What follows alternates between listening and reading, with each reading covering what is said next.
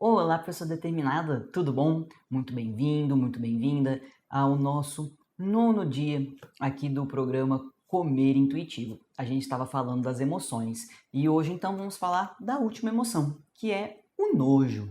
O nojo, se você se lembra da aula que eu expliquei em geral das emoções, ele serve para te afastar de alguma coisa. Então, se eu tenho algum alimento que está fedido, eu vou sentir esse cheiro ruim e não vou comer.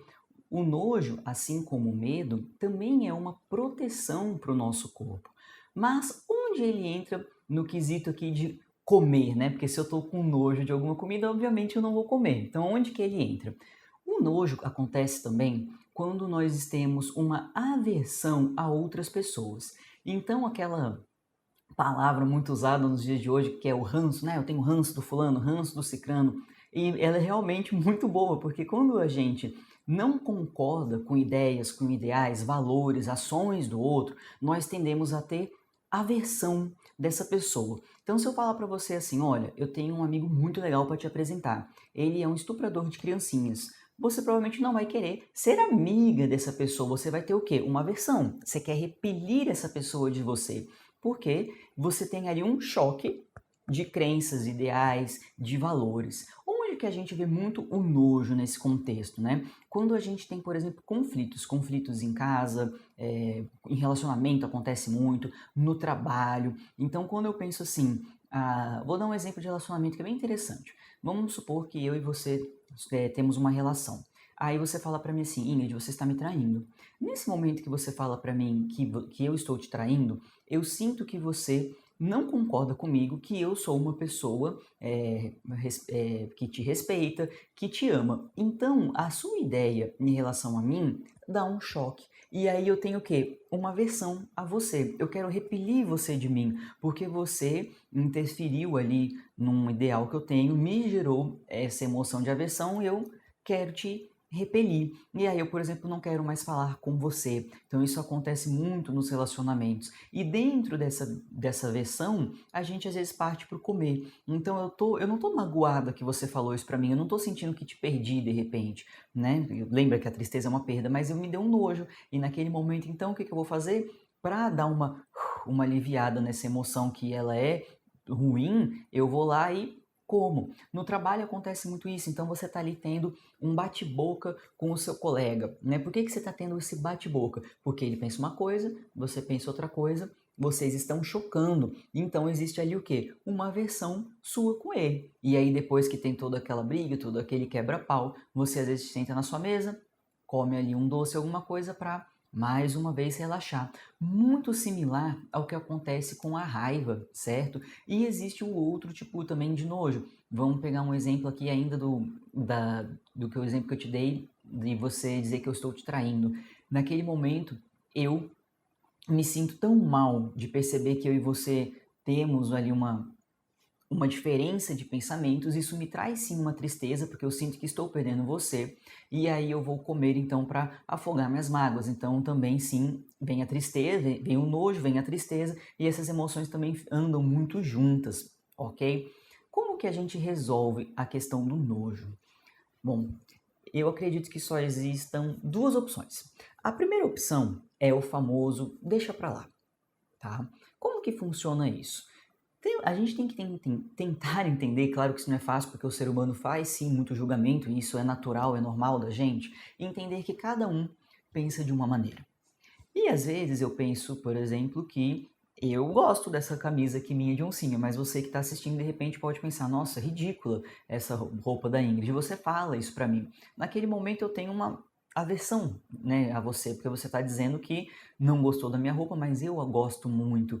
Só que se eu consigo não me preocupar com isso, eu penso, tá, tudo bem, sua opinião. Então é a gente conseguir respeitar a opinião do outro, né? Não é necessariamente concordar e não também entender. Nem sempre a gente tem que entender. Entender o outro é uma opção boa também, só que nem sempre é possível. Às vezes a gente está ali, né, já está com uma versão, a gente até gostaria de entender a outra pessoa, mas isso não é factível, isso não é uma coisa que a gente consegue.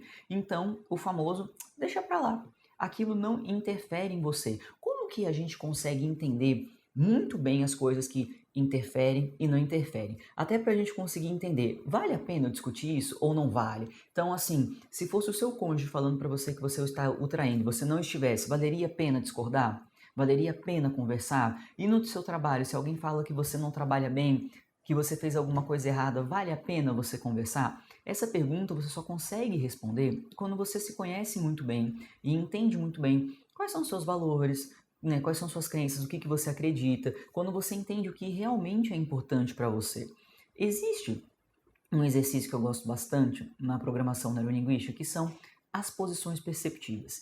E ela é muito eficaz quando a gente pensa em trabalhar essa questão do nojo, da aversão. Ela pode ser trabalhada em qualquer contexto, mas eu acredito que o contexto do nojo seja o melhor. Então, nós temos 3 posições perceptivas, ok? A primeira é você, ok? Então, a gente tem aqui uma situação, eu e você.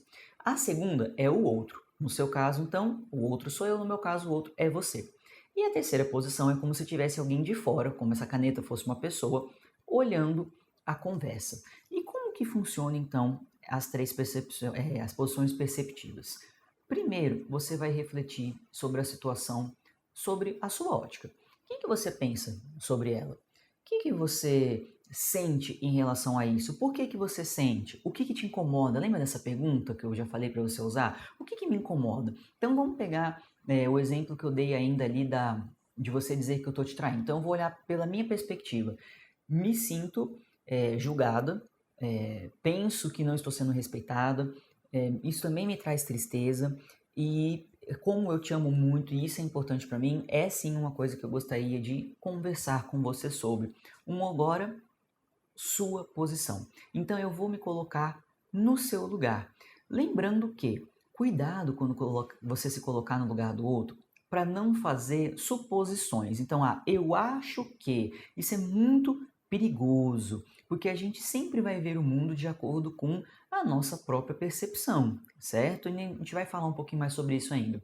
Então, tentar fazer coisas que eu tenho certeza. Então, por exemplo, você se sentiu desrespeitado porque eu já te traí antes. Então, eu entendo que você tem essa desconfiança porque eu já te traí. Então, você está com essa desconfiança de novo. E aí eu vou me colocar no seu lugar. Vou pensar o que você pensa, vou sentir, vou enxergar o problema pela sua ótica. Engraçado, quando eu falei agora enxergar, eu fechei os olhos, sim, porque quando eu fecho os olhos eu consigo me projetar ali e conversando. Isso, inclusive, dá para fazer até em auto-hipnose, um exercício muito bom. E por último, eu vou me colocar como uma terceira pessoa, como alguém que está aqui olhando, eu e você, e vendo numa perspectiva geral o que está acontecendo ali, o que de fato está incomodando, o que está acontecendo ali, o que gerou o conflito, o que pode ser feito. E aquela primeira pergunta que é a mais importante quando a gente começa a ter um conflito: vale a pena? Ok? Porque às vezes a gente tem ali uns conflitos que são bestas, só que eles disparam ali talvez um gatilho, uma coisa que dá raiva, e a gente quer ficar pensando, discutindo coisas que na verdade valeria a pena só deixar para lá. Qual é a parte interessante da gente entender a posição do outro? É entender, né, que existem outras ideias, outras crenças, outros valores que não são os nossos. E tá tudo certo, porque o mundo é assim. Um outro exemplo, pensa num homem-bomba que explode casa, crianças, né, tudo, porque ele acredita que ele tá certo, ele acredita que isso é a verdade, que é o que deve ser feito. Ele tá errado? Dentro do ponto de vista dele, ele não está errado. Quando você diz que ele está errado, isso é um julgamento seu. Você talvez não faria isso. Você não concorda com aquilo que ele acredita que é sagrado. Mas não pode dizer que ele está fazendo algo errado, porque na visão dele, ele não está. Nós vimos, percebemos a nossa realidade de acordo, ok, com o que nós vivemos. Então, se você tem alguém, por exemplo, que não entende uma criança, por exemplo, que nasceu ali num ambiente de tráfico. E aí ela cresce, ela vê todo mundo traficando, ela acha que isso é normal, ela não conhece outra realidade. Para a gente conseguir saber se uma coisa está certa, se alguma coisa está errada, a gente tem que ter o quê? Parâmetros. Por exemplo, essa blusa é bonita? Depende, a gente está comparando ela com o quê?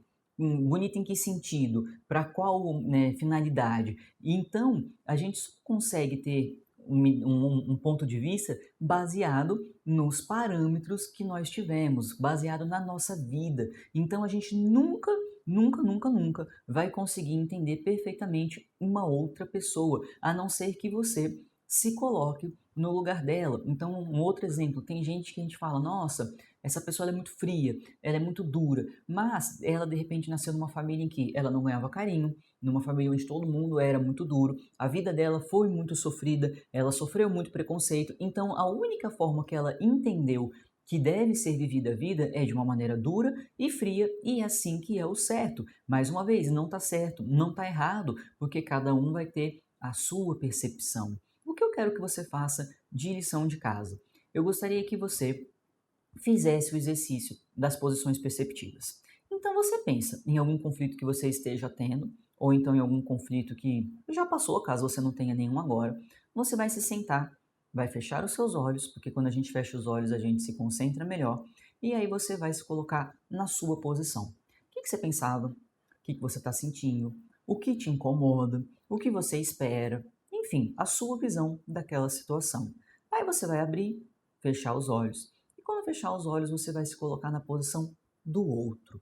Lembrando, não é um julgamento, é tentar, de fato, entender o ponto de vista dele, baseado nas experiências que essa pessoa teve. Não é para inferir, não é para supor, é apenas para ter uma outra ideia. Aí você abre, fecha os olhos e vai se enxergar como uma terceira posição, vendo ali aquela conversa, como se fosse alguém que fosse dar um conselho, para você ter uma visão geral do conflito em si.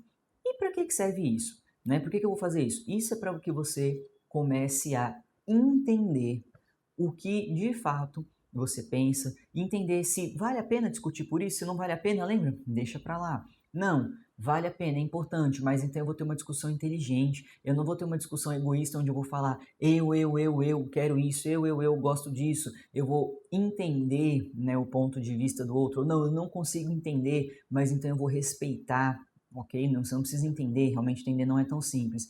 E conseguir ter então uma vida mais leve, uma vida com menos peso, porque quando a gente tenta controlar o outro, consequentemente a gente não consegue, né, na maioria das vezes, e se consegue, você está sendo uma pessoa extremamente manipuladora, saiba disso, ok? E quando a gente tem muito controle em alguma coisa, normalmente a gente descontrola em outras, e normalmente esse outras é a comida. Então uma forma da gente tranquilizar esse controle é tendo as posições perceptivas. Então, de tarefa de casa, faça as posições perceptivas. E para eu ver que você assistiu o vídeo até o fim, eu vou pedir para você ir lá no grupo e comentar assim, segunda posição, porque eu espero que você tenha entendido a importância de se colocar no lugar do outro. Um grande beijo.